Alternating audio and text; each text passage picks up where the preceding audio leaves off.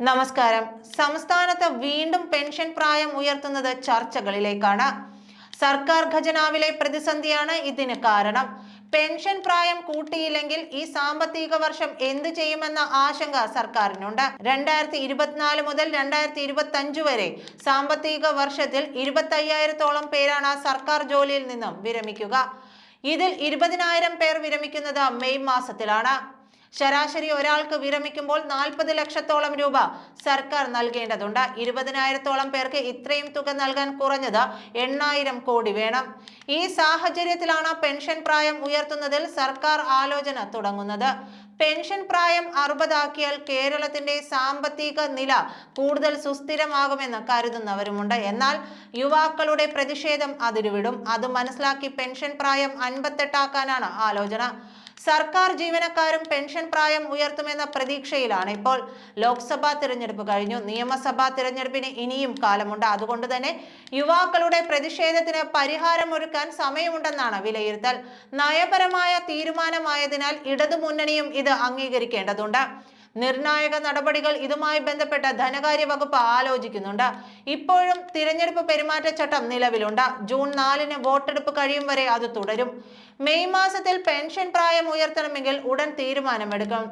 ഇതിന് തിരഞ്ഞെടുപ്പ് കമ്മീഷന്റെ അനുമതി അനിവാര്യമാണ്. ഇതിനുള്ള ചർച്ചകളും മറ്റും സെക്രട്ടേറിയറ്റിൽ നടക്കുന്നുണ്ട്. കമ്മീഷന് അനുമതി തേടി കത്ത് നൽകിയെന്നും അനൌദ്യോഗിക സൂചനയുണ്ട്.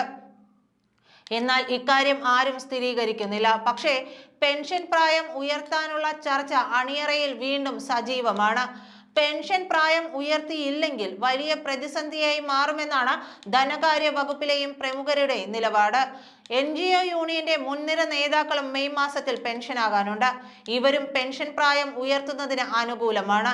ഇങ്ങനെ വിരമിക്കേണ്ടവർ ഒന്നും വിരമിക്കലുമായി ബന്ധപ്പെട്ട ഫയൽ നീക്കങ്ങളൊന്നും തുടങ്ങിയിട്ടില്ല എന്നതാണ് വസ്തുത.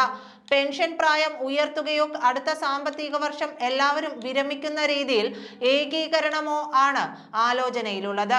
നിലവിൽ കടമെടുത്താണ് കേരളം മുമ്പോട്ട് പോകുന്നത്. ഏകദേശം 38,000 കോടിയാകും കടമെടുക്കാനുള്ള കേന്ദ്ര സർക്കാർ ഈ വർഷം അനുവദിക്കാൻ പോകുന്ന പരിധി.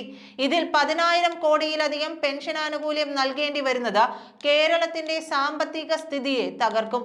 കിഫ്ബിയുടെയും മറ്റ് ഫണ്ടുകളുടെയും കടമെടുക്കൽ കണക്കും സംസ്ഥാന സർക്കാരിന്റെ പരിധിയിൽ കൊണ്ടുവന്നാൽ കേരളത്തിന് അനുവദനീയമായ ഈ സാമ്പത്തിക വർഷത്തെ കടമെടുപ്പ് പരിധി 25,000 കോടിയായി ചുരുങ്ങാനും സാധ്യത ഏറെയാണ്. അങ്ങനെ 25,000 കോടി മാത്രം കടമെടുക്കാനാകുന്ന സാഹചര്യം ഉണ്ടാകുമ്പോൾ പെൻഷന് വേണ്ടി അതിൽ പകുതിയോളം കൊടുക്കുന്നതിലെ പ്രതിസന്ധി ചിന്തിക്കാവുന്നതിനും അപ്പുറമാണ്. അതുകൊണ്ട് കൂടിയാണ് പെൻഷൻ പ്രായം ഉയർത്തി ഈ തുക വികസന ആവശ്യത്തിലേക്ക് മാറ്റാനുള്ള ആലോചന.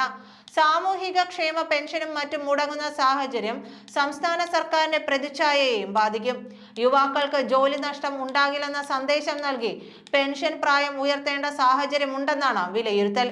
ഇതെല്ലാം നിലനിൽക്കെയാണ് മുഖ്യമന്ത്രിയുടെ വിദേശയാത്ര. ഇത്രയധികം കോടി കടമെടുത്ത് ഇക്കാര്യങ്ങളെല്ലാം ചെയ്യുമ്പോഴാണ് യാതൊരു നിലയുമില്ലാത്ത രീതിയിൽ മുഖ്യമന്ത്രി ഇതൊന്നും ആലോചിക്കാതെ തന്നെ വിദേശയാത്ര നടത്തുന്നത്. ഇതിൽ എന്ത് ധാർമ്മികതയാണ് ഉള്ളതെന്ന് മുഖ്യമന്ത്രിക്ക് തന്നെ അറിയില്ല. മന്ത്രിമാരും സഹമന്ത്രിമാരും ഇതിൽ എതിർപ്പിലാണ്. പക്ഷേ മുഖ്യമന്ത്രിയോട് ആർക്കും പറയാനുള്ള ധൈര്യമില്ല, ആർജവുമില്ല. നന്ദി.